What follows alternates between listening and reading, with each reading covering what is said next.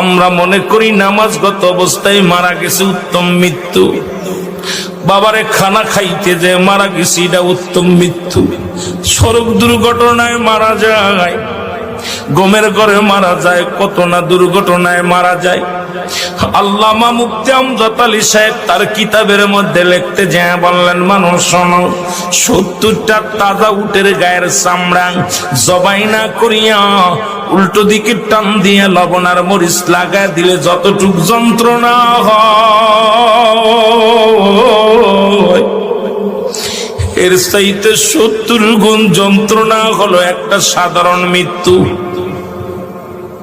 এখন আমরা মরণকালে অনেকে পায়খানা করে দিই রে,